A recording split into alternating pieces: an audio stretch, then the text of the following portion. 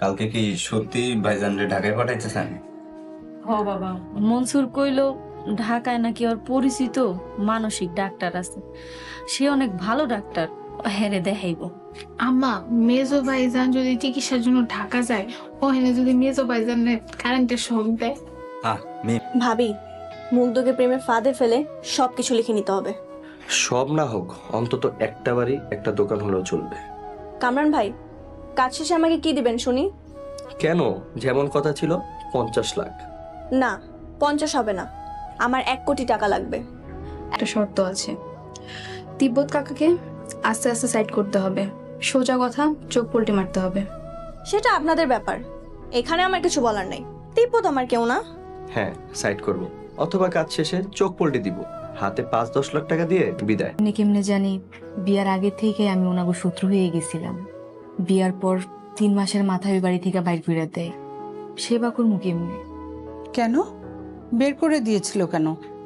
নানা অজুহাত দেখায়া বাড়ি থেকে বাইর করে দিয়েছে, সয় সম্পত্তি থেকেও বঞ্চিত করছে। বৌমা, দুলাভাই কোনো প্রতিবাদ করেনি? একদম ঠিক কইছেন। ধোকাবাজি বাটপারি শব্দ করবো উকিলে। উকিল রে আমার 100 হাতে রাখতে। উকিল যদি খালামার বিশ্বাস অর্জন করতে পারে তাহলে আমার কাজ সহজ হয়ে যাবে। 30 লাখ টাকার কথা আমারে কইবা না। ওই 30 লাখ টাকা কি তুমি আমারে দিছো? মাইয়ারে ফুসলাইয়া ওই টাকা দিয়ে জমি কিনা দিছেন। এই বয়সে বাটপারি ব্যবসা খুলে বইছেন। কি কইলে? তুমি আমারে বাটপার কইলে? আরে বাটপার ভণ্ড তো তুমি। এ খোঁজ খবর নিছি, আমার মতন বয়সে আপনি আমার থেকে বড় ভণ্ড আছিলেন। শ্বশুরের দয়ায় খেত কামারি করে খাইতেছেন, নালে তো রাস্তায় ভিক্ষা করে খাইতেন।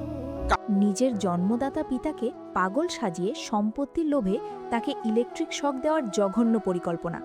ভাবা যায় একটা পরিবার কতটা নিচে নামলে এমন নির্মম আর ভয়ঙ্কর চক্রান্ত করতে পারে। একদিকে সম্পত্তির জন্য আপনজনদের সীমাহীন লোভ, অন্যদিকে নিজের অতীত অপমানের প্রতিশোধ নিতে মরিয়া এক মা যে কিনা পুরো পরিবার ধ্বংস করে লন্ডনে পাড়ি জমাতে চায়। আর এই সব কিছুর মাঝেই হুট করে পুলিশের এন্ট্রি। সব হিসেব কি এবার চিরতরে উল্টে যাবে, নাকি সম্পত্তির লোভের রক্তের সম্পর্কগুলো একদম মুছে যাবে? আজকের পর্বে এমন কিছু শ্বাসরুদ্ধকর ঘটনা ঘটেছে যা আপনাদের কল্পনারও সম্পূর্ণ বাইরে। চলুন পুরো বিষয়টা একটু গভীরভাবে মিলিয়ে দেখি। সত্যের মৃত্যু নেই নাটকের আজকের পর্বটি ছিল আক্ষরিক অর্থেই সাসপেন্স আর ইমোশনে ভরপুর।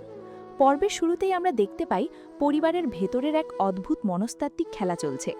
সালাউদ্দিনকে পাগল সাজানোর যে নীল নকশা তৈরি করা হয়েছে সেটা সত্যিই শিউরে ওঠার মতো। রাতের বেলা তাকে রাস্তায় উদ্দেশ্যহীনভাবে ঘুরতে দেখে বাড়িতে ফিরিয়ে আনার যে নাটক করা হয়েছে তার পেছনে লুকিয়ে আছে এক ভয়ঙ্কর স্বার্থ। তারা চাইছে সালাউদ্দিনকে মানসিক রোগী প্রমাণ করে পুরো সম্পত্তির দখল নিতে। ডাইনিং টেবিলের দৃশ্যটা নিশ্চয়ই আপনাদের মনে আছে, যেখানে পরিবারের সবাই বসে সালাউদ্দিনকে ঢাকায় পাঠিয়ে মানসিক চিকিৎসার নামে কারেন্টের শক দেওয়ার কথা খুব স্বাভাবিকভাবে আলোচনা করছিল।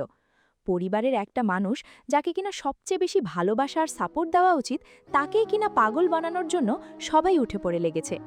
আপনাদের কি মনে হয় না বর্তমান সমাজের অনেক পরিবারের বাস্তব চিত্রই এখানে অত্যন্ত নিখুঁতভাবে তুলে ধরা হয়েছে?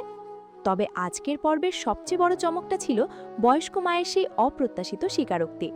আমরা এতদিন যাকে খুব সাধারণ একজন মা হিসেবে দেখে এসেছি, তার ভেতরে যে এত বছরের জমানো ক্ষোভ আর প্রতিশোধের আগুন জ্বলছে তা কি কেউ ঘুণক্ষরেও ভাবতে পেরেছিল?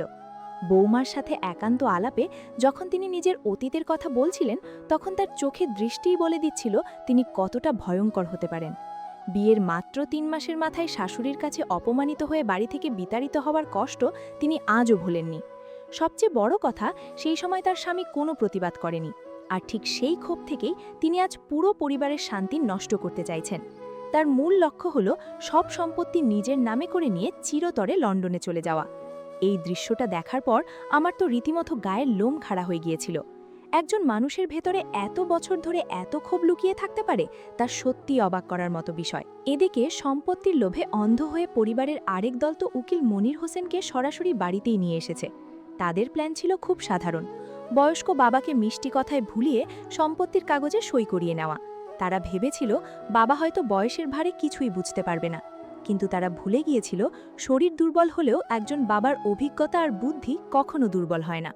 বাবা যখন উকিল আর ছেলেদের আসল উদ্দেশ্য ধরতে পারলেন, তখন যে রুদ্রমূর্তি তিনি ধারণ করলেন সেটা সত্যিই দেখার মতো ছিল। লাঠি হাতে যখন তিনি ওই লোভী আর বেইমান মানুষগুলোকে তাড়িয়ে দিচ্ছিলেন তখন আপনাদের কেমন লেগেছিল? আমার তো মনে হচ্ছিল একদম ঠিক কাজটাই তিনি করেছেন। এই ধরনের লোভী আর বেইমান মানুষদের সাথে ঠিক এমন আচরণই করা উচিত। এবার আসা যাক পরবর্তী পর্বের সম্ভাব্য ঘটনাগুলোর দিকে। নাটকের একদম শেষের দিকে আমরা দেখলাম পুলিশ সরাসরি এসে হাজির হয়েছে। আমার ধারণা এই পুলিশের আগমন পুরো গল্পের মোড় ঘুরিয়ে দেবে। সম্ভবত বয়স্ক বাবা নিজেই পুলিশের কাছে জালিয়াতির কোনো অভিযোগ দায়ের করেছেন। নিজের চোখের সামনে সন্তানদের এমন বেইমানি দেখার পর তিনি হয়তো আর চুপ করে থাকতে পারেননি।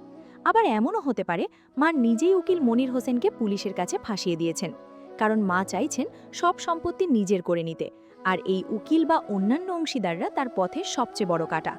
পরিস্থিতি দেখে মনে হচ্ছে পরবর্তী পর্বে পুলিশি ঝামেলার কারণে পরিবারের ভেতরের আসল মুখোশগুলো একে একে খসে পড়বে। আমার মনে হচ্ছে সালাউদ্দিনের পাগল হওয়ার বিষয়টা নিয়েও খুব বড় একটা সত্য সবার সামনে চলে আসবে। হয়তো সালাউদ্দিন সত্যিই পাগল নয়, সে হয়তো সবকিছু বুঝতে পারছে কিন্তু পরিস্থিতির শিকার হয়ে চুপ আছে। পরবর্তী পর্বটি যে কতটা টানটান উত্তেজনার হবে তার বলার অপেক্ষা রাখে না। আজকের এই রিভিউ আর প্রেডিকশন আপনাদের কেমন লাগলো? আমার পয়েন্টগুলোর সাথে কি আপনারা একমত? যদি ভিডিওটি আপনাদের একটুও ভালো লেগে থাকে তবে অবশ্যই একটি লাইক দেবেন। চ্যানেলটি সাবস্ক্রাইব করে বেল আইকনটি অন করে রাখতে একদম ভুলবেন না, যাতে পরবর্তী পর্বের রিভিউ সবার আগে আপনার কাছে পৌঁছায়।